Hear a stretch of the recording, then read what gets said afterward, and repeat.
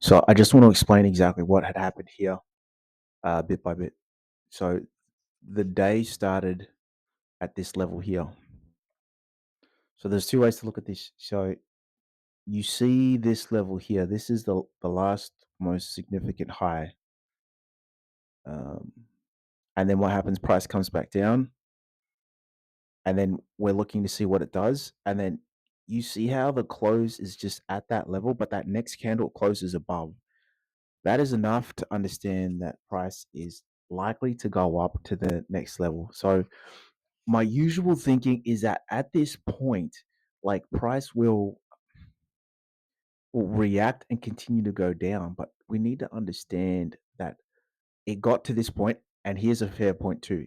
It failed to break the 50 of the following range. So as soon as you see one range, you got to check the other, and it failed to do that. So at this point where price closes above, fails to close below, your preference is to the buy side. So you just buy in, and price fails again to break the 50% of that kind of range area. And it's a moving target. So it always changes. So we're staying above. And then you see the next following range, price hits the 78 of that range. Then following that move from there, we have firstly two things. We've got this new range here, and price does go through it.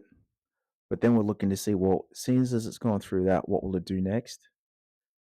To the tick, it hits the 78, closes around about the 50, 61.50. That's kind of the zone for it to stay in, and then it pushes back up to take out the 78 of that time frame. And then again, it hits the 78 of that following zone and then pushes up. And then we get all the way up here, and I've just kind of measured it out. This 78 is a reflection of the next 78 that price hit.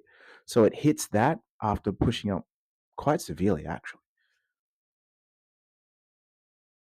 And then it comes back down, but fails to break the 50 of this range here. So you got to take it as the most recent range. And then if it does continue down, you got to check the following range after that. And then the next range down there. You got to just continue to check the 50s, fails to break below. And then this is the next high that price has to basically respect. It closed above and in. If you took the measurement of that, all those closes are above the 50 of that range. All of them. Boom, boom, boom, boom. And then it pushes up, tests the higher time frame 78, comes back down. Again, this area here is respecting like the 78.